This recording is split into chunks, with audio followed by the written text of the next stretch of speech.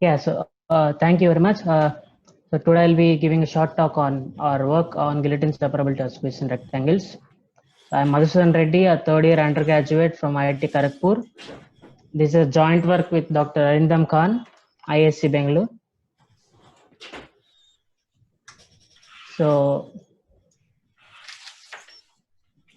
let's dive. I can hear some noise.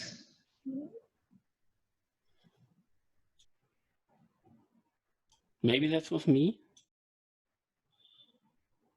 I don't know. So continue, please. Sorry. Yeah, okay. So so the problem is, so I have a piece, it has axis parallel piece and there are some disjoint axis parallel rectangles in it. So that's the input. So yeah, so what is a guillotine cut? It's an end-to-end axis parallel cut dividing this piece and possibly intersecting some of the rectangles. So a guillotine cutting sequence is a sequence of such cuts, each cut dividing the piece into two sub pieces, right? Yeah. So the same cutting sequence we can imagine as alternating vertical and horizontal slices also, like first slice, second, third. So this is a three-stage cutting sequence, right? So in this guillotine cutting sequence, we say that a rectangle is said to be killed if it is intersected by any of the cuts in the cutting sequence, right? So you can see here R2 is killed. Yeah, so if a rectangle is said to be extracted if it is the only piece remaining in the subpiece and it's not killed. So as you can see here, all the rectangles except R2 are extracted, right? And a configuration of rectangles is said to be guillotine separable if there exists a guillotine cutting sequence that extracts all of them. So you can see this set of rectangles are guillotine separable.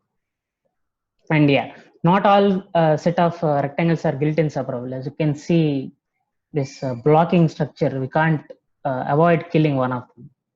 So we have to kill at least one of them. And we can always extract three, any three. Right, so naturally, there is this notion of extraction factor. In cardinality case, it's the fraction of rectangles. In weighted case, it's the total fraction of weight that we extract. So here it's 3/4, here it's half, here it's 1 because it's separable. So yeah, so that is a problem. So what is the goal?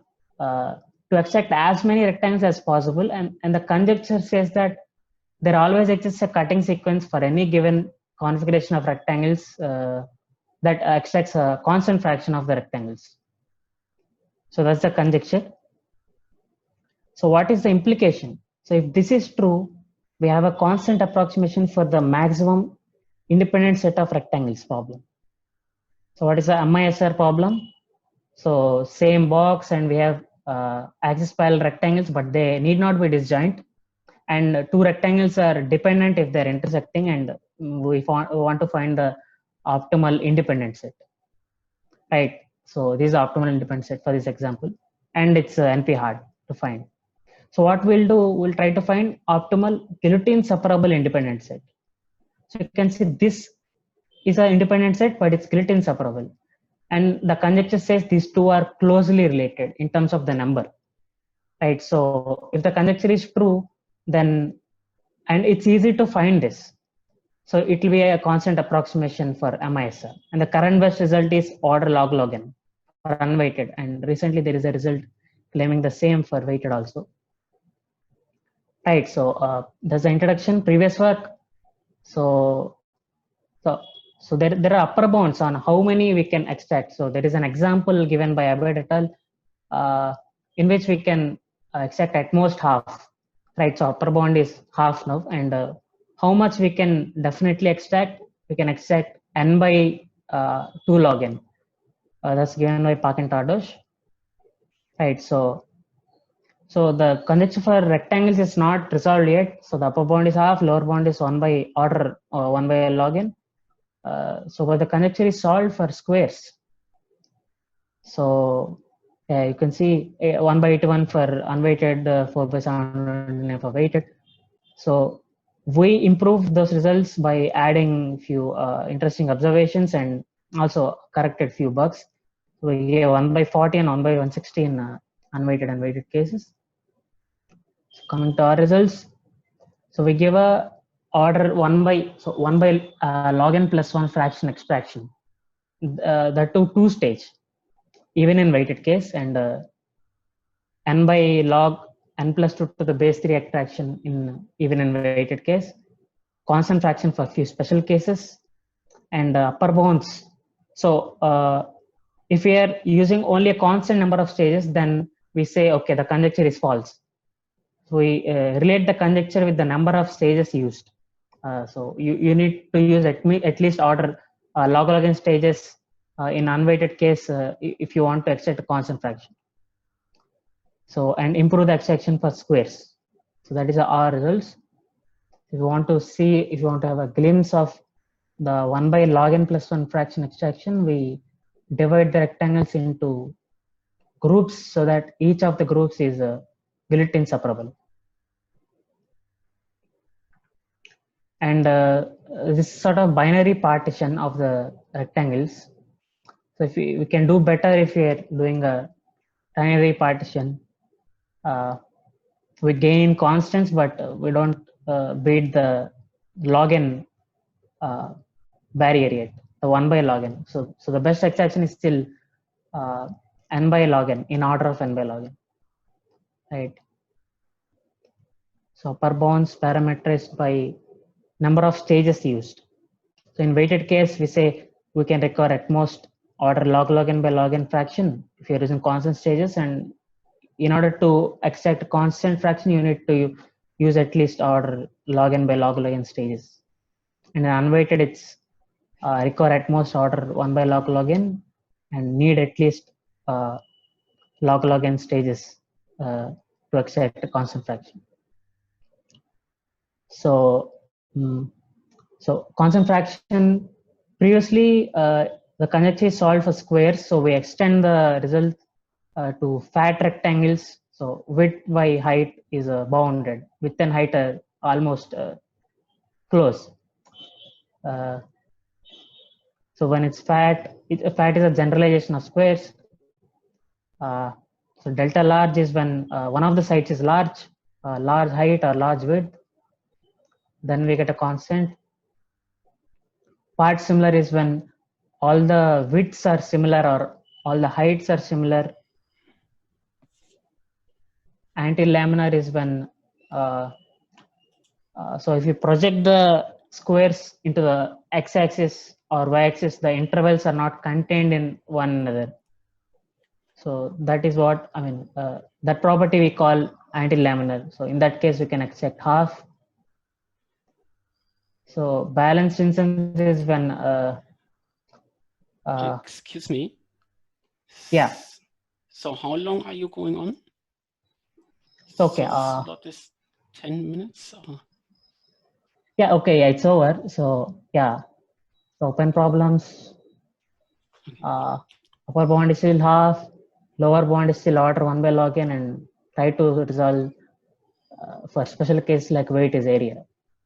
Yeah. Okay. Yeah, thank you. So any questions? Thank you very much. I think we have to go to the next talk.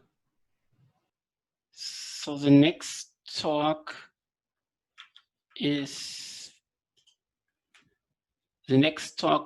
by, is Shay Golden giving the talk, or? Yeah, I will give the talk. Okay, so, and it's on improved circular K-mismatch sketches. Yeah.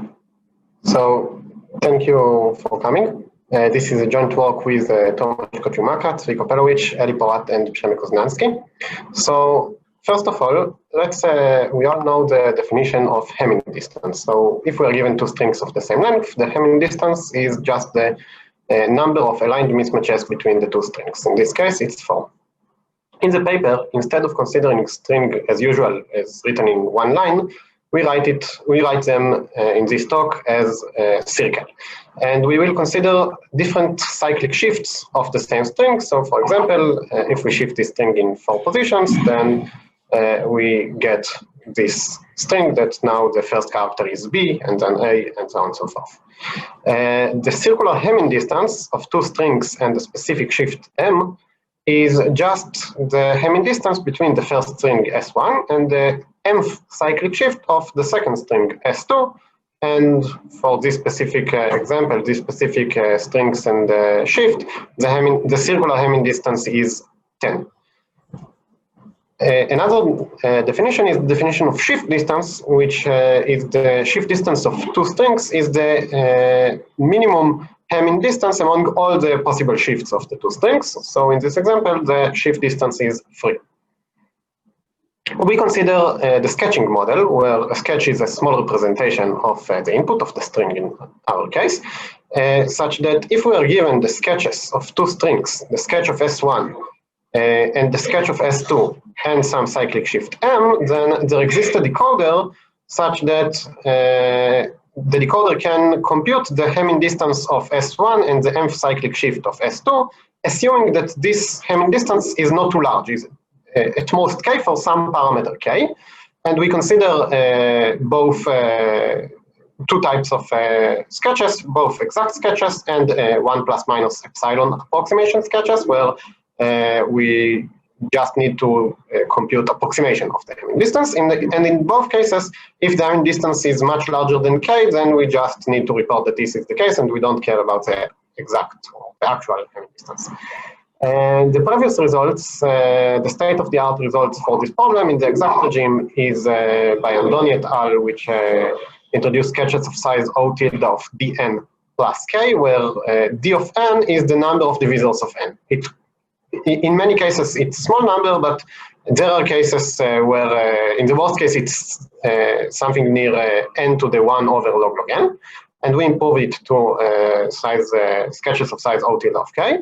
And in the approximation regime, the state-of-the-art is by Crutch and McGregor from APPROX 11, which introduces sketches of size epsilon to the minus 2 square root n up to polylog factors.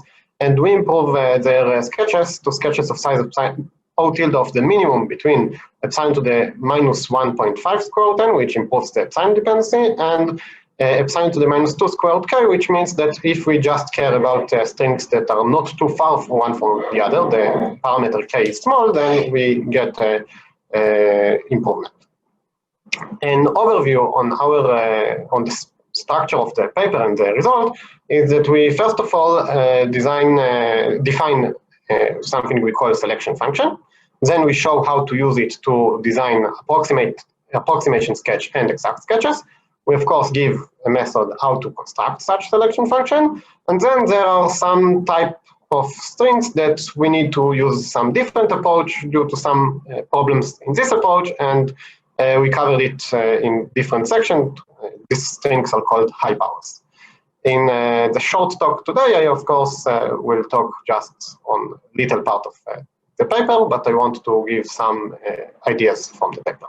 So let's begin with the selection function. So a selection function is a randomized function from strings of length n to some positions in the range 1 to n. So if, for example, if this is the string, then you can see the positions that could be selected by the selection function. And we want this selection function to have 3 properties. The first property is that the selection is preserved by rotation, which means that if we consider a cyclic shift of the string, we shift the string in 2 positions, then the positions that are selected by f are also shifted by 2 positions. Instead of selecting position 2, we select position 4, and so on and so forth. The second property is that the size of the selected set, the number of selected positions, is O tilde of k, is not too large. And the third property is that if we are given 2 strings which are close to each other, which their Hamming distance is at most k, then the size of the intersection of position, which means the number of positions that are selected both for S1 and for S2, is large, is at least k. It's not too small. And assuming we have such a selection function, we can design an approximation sketch. So as a background, we use as a black box sketches of regular strings, sketches for Hamming distance. There exist sketches of size. There exist sketches of size epsilon to the minus 2, O tilde of epsilon to the minus 2, such that given the sketch of S1 and sketch of S2, there exists a decoder that compute approximation of the Hamming distance of S1 and S2. Now, when we want to compute circular Hamming distance, circular sketches for circular string, we first of all compute the selection function on this string. We get some number of positions, and then for every position that is selected by the function, we consider the regular string obtained from this position, completing a complete round on the string, and store the sketch of this specific string. And we do it for every position that is selected by the selection function. Now, when we want to decode the circular Hamming distance of two strings, so we are given the sketches of two strings, not the actual strings, and we first of all compute the sketch of the cyclic shift of the second string of S2, and it just requires us to rotate the positions in the sketches of the original sketch of S2. Then we check the size of the intersections of the two sets. If the intersection is small, then due to the third property of the selection function, we can deduce that the two strings are far from each other and report that this is the case. And otherwise, we can find some intersection, and we use the position that appear in both strings, and we use the sketch of regular string, the sketches of regular string started at this position to approximate the Hamming distance of S1 and S2. And this gives us the result we want. The size of this sketch that I just described is O tilde of epsilon to the minus 2 times k with high probability. And in the paper and also in the complete talk, we improve it to O tilde of epsilon to the minus 2 times square root k. And so I think my time is finished. So this was just from high level, and you can find all the other details in the paper. Thank you. Okay, thanks a lot. Okay, so we are going to the next talk.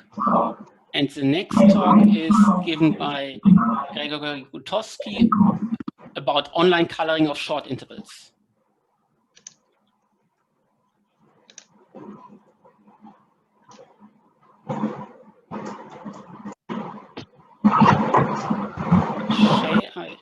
Could you mute your microphone?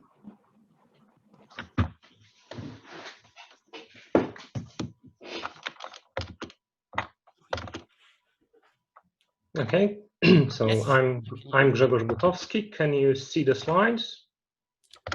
I can see you. I can't see the slides.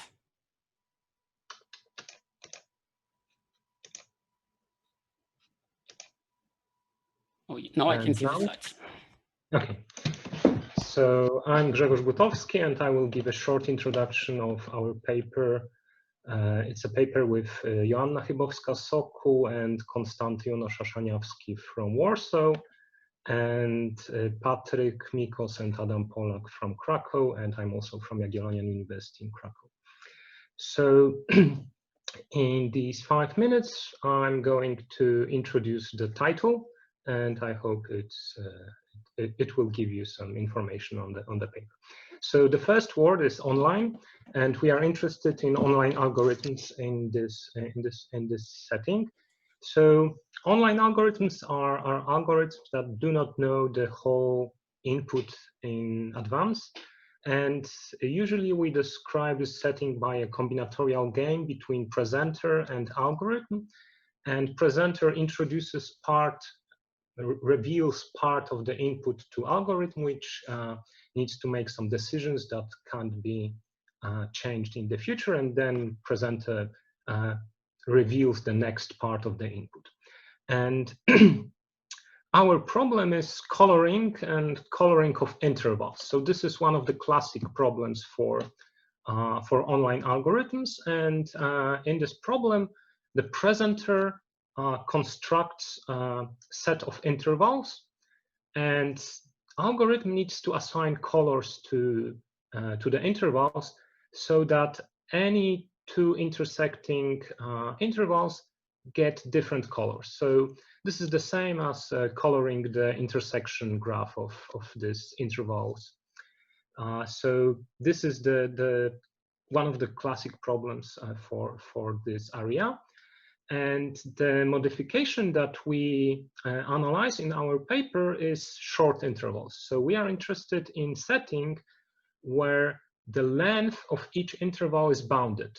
It's bounded from below by 1, and we bound the maximum length of any interval on input.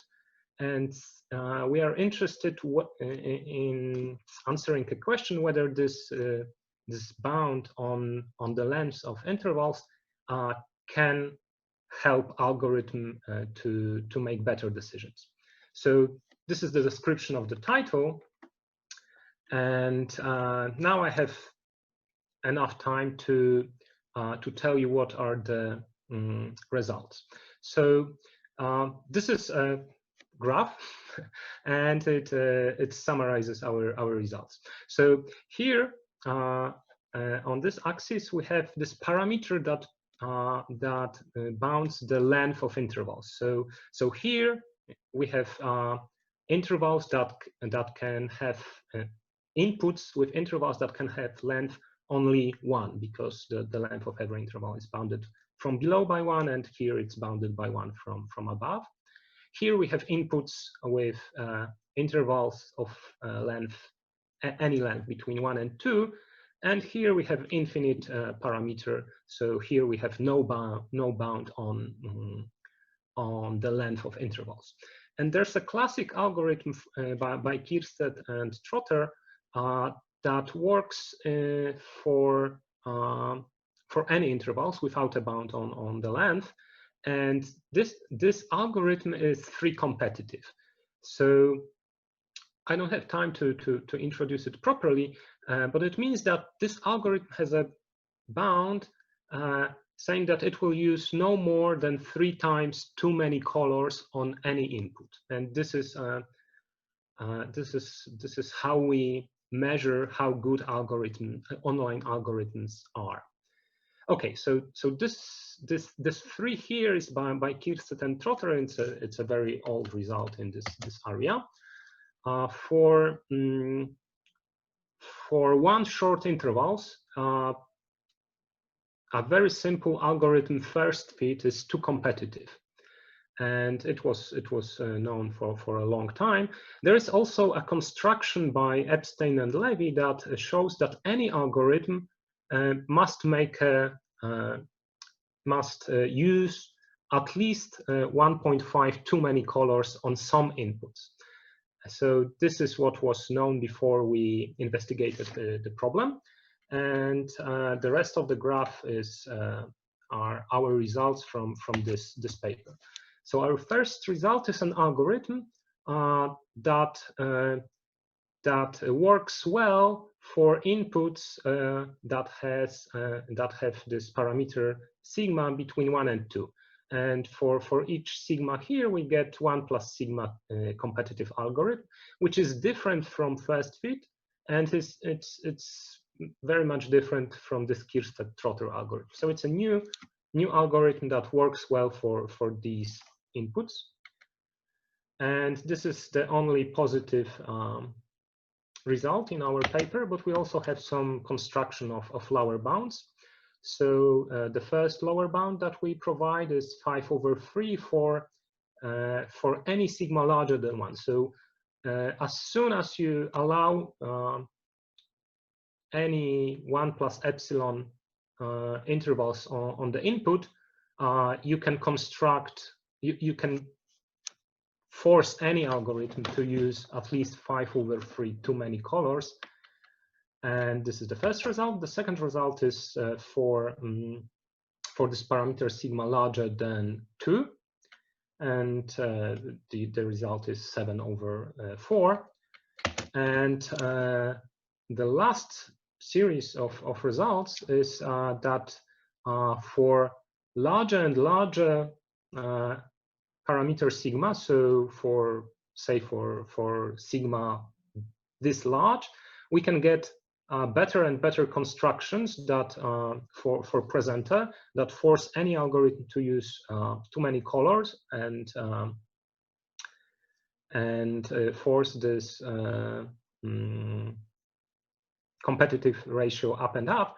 But the funny thing is that these results somehow converge to the value 2.5. So if we allow any length of intervals, the result is 3. But our constructions for bounded, quite large, but still bounded lengths of intervals, they suggest that maybe 2.5 is the correct answer if you give any bound on the length of intervals, and it gives some hope that maybe there are some better algorithms than Kierstedt and Trotter, provided that the inputs don't have arbitrarily long intervals. Okay, so this is the summary of the results. In this 5-minute talk, I don't have time to give any details. They are in the longer talk and in the paper. So I will just state the conjecture that there are better algorithms for finite bounds on the maximum length of interval, and that's all. Thank you. Okay, thank you very much.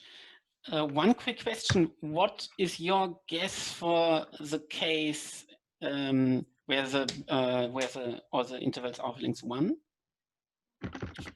So there? This is one of the reasons why we asked for bigger sigmas. We don't know. So we spent a lot of time trying to decide this value for this case is called unit intervals, and we still don't know the correct answer, and it's a hard question. Okay, but yet there you don't have any conjecture. We have many. You have many conjectures. Okay. We have many conjectures, and we just don't know. Okay. Thanks a lot. Okay, so the next talk will be given by Lukas Nölke about online minimum cost matching with recourse on the line. Thank you for the introduction. So this will be joint work with Nicole Mako that I will talk about, and let me define the problem first in the more well-known online setting. So we're given a complete bipartite graph G, whose nodes consist of requests and servers, which are points on the line, which are drawn here as circles and squares respectively. And the cost of connecting a request to a server is given by the distance of these 2 points on the line. And then what we want to do is we want to find a matching that connects each request to a unique server. And we want to minimize the cost of this matching, that is the sum of the edge costs. Now in the online setting, not all requests are known beforehand, but they appear one by one. And once a request appears, such as this one here, we have to match it immediately to a free server. And this decision cannot be taken back later on. So now then we cannot really hope to find an optimal solution anymore. So we want to minimize the competitive ratio of our algorithm. That is the ratio between the cost of the matching and that of an optimal offline solution. And we want to do that in the worst case. So as an example, let's consider an easy algorithm that on arrival of a request matches it to the closest free server. In this case, we could go to the left or to the right. Let's say we choose the right. And then when the next request appears here, we notice that this was a bad decision. But since we're in the online setting, we cannot take it back anymore. And we have to go again to the right and so on. And at some point, we go back to the left. And you see that this gives a competitive factor of roughly 2 to the n, since the cost of an optimal solution would be just 1. Now, in contrast to this, in the recourse setting, we can take our decisions back to some degree. And this is motivated by the fact that often in applications, this requirement that we impose our decisions to be irrevocable is rather unreasonable, because often it's fine to take back some decision as long as it's worth it for the cost, or as we don't do it too often. So now in this case, we can take back decisions, but we want to bound the number of times we do this, and we still want to bound the competitive ratio. So for this example, when the second request appears and we see we made a bad decision, we can use one recourse action to redo this decision, and from then on matches in the optimal solution. Now the online setting is already well researched with many better algorithms than the nearest free server one. The best one right now is the TNet cost algorithm due to Raghavendra, which has a cost of competitive ratio of O of log n. And there's also matching bound due to Antoniadis et al., which holds for a large class of algorithms. And there's also a general lower bound of roughly 9. So it's still not known, and the big open question whether or not we can have a constant competitive algorithm for the online setting. In our work, we show that in the recourse setting, we can indeed maintain constant competitive solutions if we allow ourselves a recourse budget of O of log n, n log n. And note that this is also obtained by Gupta et al. At this conference independently and using very different techniques. Moreover, we also give an algorithm that is 1 plus epsilon competitive and uses only a constant number of recourse actions per request when we have special instances where the request and service alternate. And these are interesting because this lower bound of log n holds for precisely such instances. Let me briefly sketch our main result, for which we rely on the TNet cost algorithm by Raghavendra. And what it does intuitively is it balances by means of this parameter t between the nearest free server algorithm, which we've seen in the beginning, that greedily minimizes the online connection cost, and the classical Hungarian algorithm, which is an iterative algorithm for computing an optimal offline matching. And for this, it maintains two matchings, one offline matching, which is t-competitive, but possibly uses a lot of recourse, and an online matching, which is log n competitive and uses no recourse at all.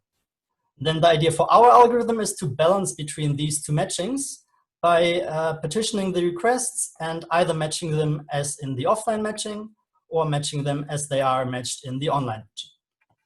And we do this via some additional structure that is given by the TNet cost algorithm.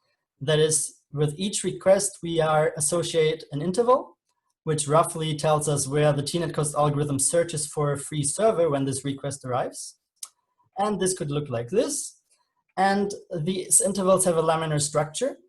That is, the next interval would either appear on top of previous intervals or at some disjoint portion on the line like this. And then these build up, and we further classify them into levels according to their size. And this gives us then disjoint blocks. And here we have 4 of these blocks. And now this is where we decide how to match our requests. What we would like to do, we would like to match all requests in the offline matching, because this is the best cost, but we have a lot of recourse, so we can't do it. Because whenever a request appears on top here, then the offline matching changes possibly on the whole portion of the line. Now the idea is what we do is we use these top blocks here and match requests therein as in the online matching. Now what this does is intuitively it acts as an input buffer for the offline matching. So let's consider the next request. If its interval is here in such a top block that already exists, then we simply match it as in the offline matching and nothing further happens.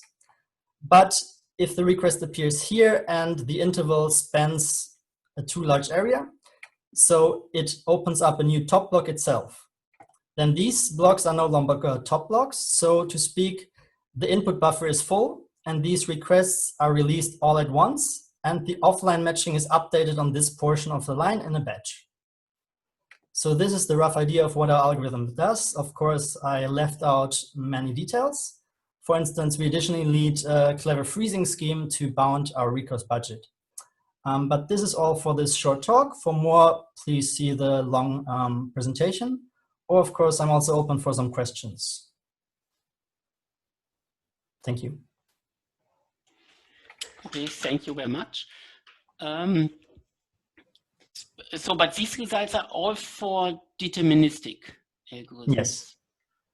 Are there any results about randomized approaches? No, for randomization, I don't know any personally. I mean, there are randomized algorithms on the line, but those are worse as far as I know than the TNet cost algorithm.